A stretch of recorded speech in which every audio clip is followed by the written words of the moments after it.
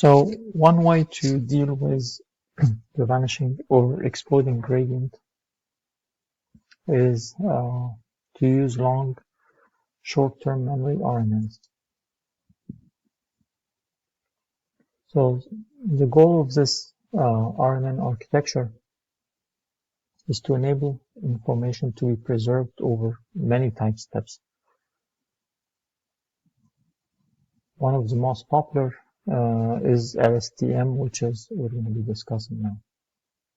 So the long-term memory component of an LSTM, which is called the memory cell, denoted by C, is essentially copied from time step to time step.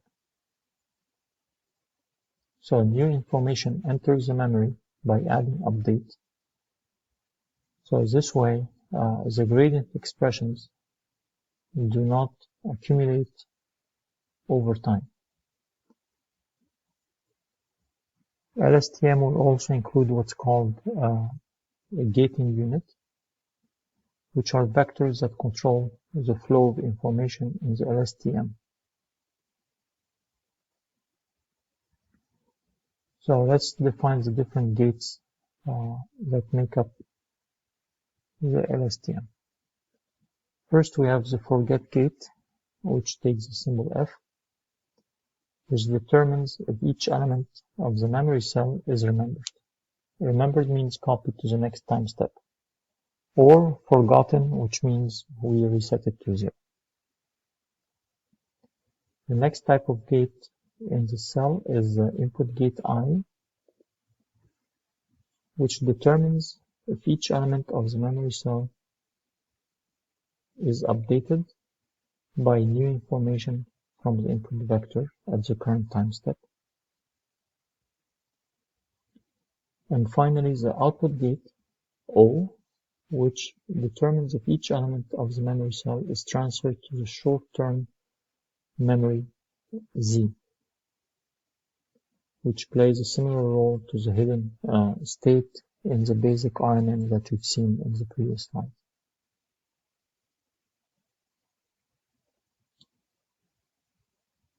So you notice that gates in LSTMs are soft. These are soft gates. They're not similar to Boolean gates, like AND and OR gates in Boolean functions. So for example, elements of the memory cell vector will be partially forgotten. We don't have to forget everything in the memory cell. So we don't have to reset everything to 0. The values for the gating units are always in the range from 0 to 1, and are obtained as the outputs of a sigmoid function applied to the current input and the previous hidden state. So if we look at the details of the update equations of the different gates in the memory cell, you can see that the forget gate is a sigmoid activation of the input at time step t, xt, and the hidden unit at t minus 1. Then you have the input gate updated also using the same two components and the sigmoid function, and the output gate also updated using the same. Now the long-term memory component C, and finally we update the hidden unit Z using time, hyperbolic time position in this case.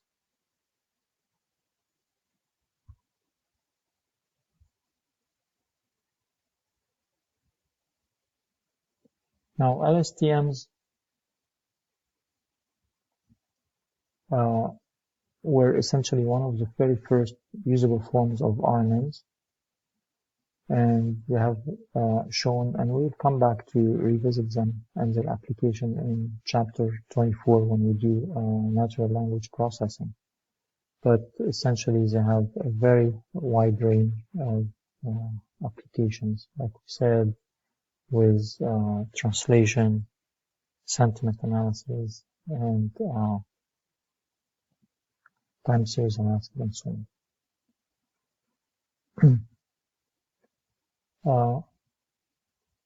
Now let's look at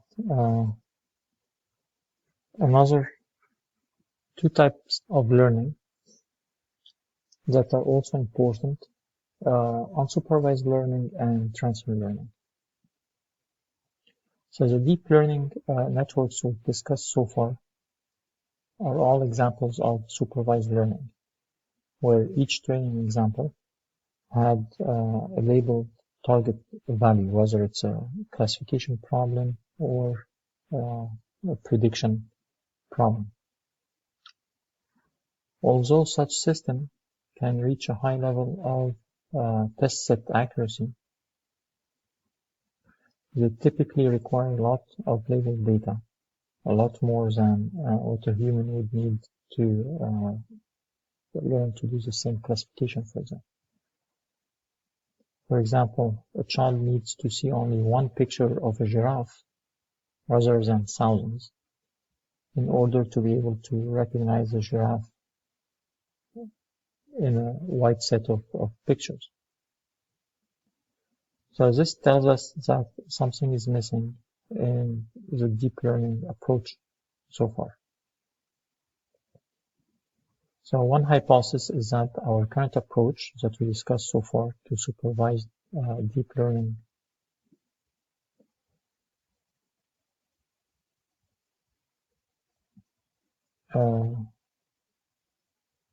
it requires too much data, essentially, a lot more than what the human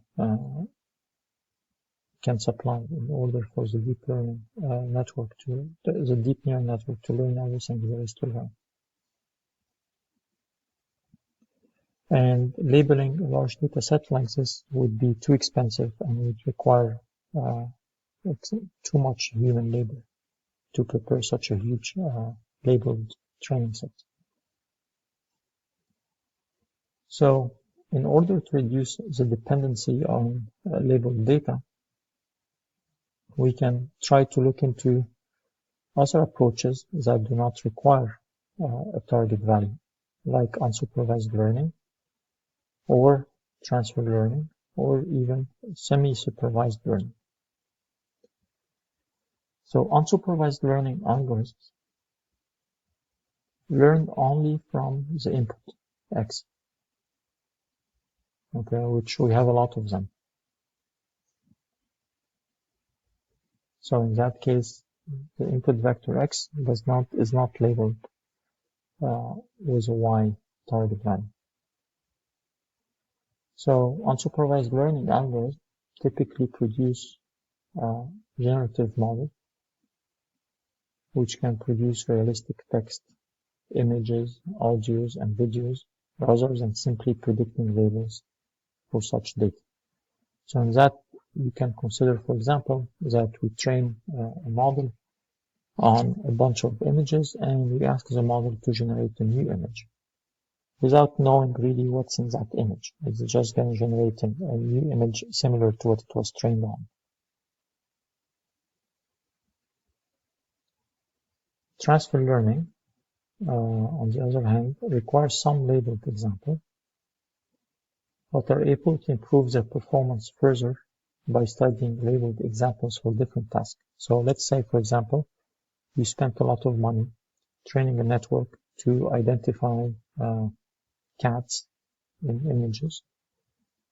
Now, we can use this final network that you trained as the base for another network that whose task is to identify dogs, because this initial network that you trained on cats already learned a lot of features that will also be needed to identify dogs. So in that case, we require fewer labeled examples of dogs than we would need if we started from scratch. So this allows us to draw on more existing sources of data without having to have thousands of records that are labeled.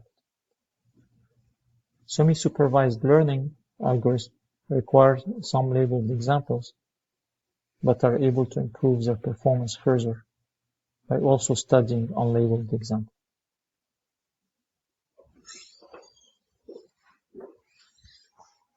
So to summarize everything we discussed in this chapter, neural networks are able to represent complex nonlinear functions, essentially using a network of parameterized linear threshold units with nonlinear activation function.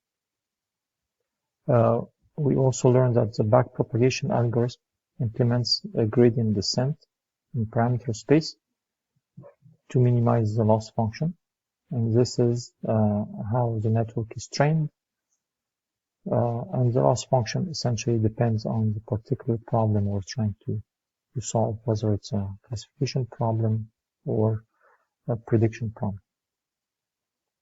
We also learned that convolution neural networks are excellent for image processing and other tasks where the data has some kind of grid topology, where you want your network to learn to identify features in localized area of the input and then generalize that for different areas of the input.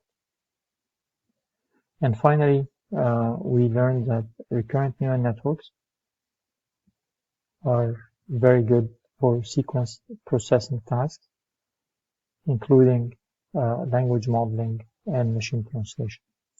Now we will dive deeper into each one of these tasks, like computer vision and natural language processing and machine translation, and you will get to program all these networks and see them in action. Okay, see you in the next lecture.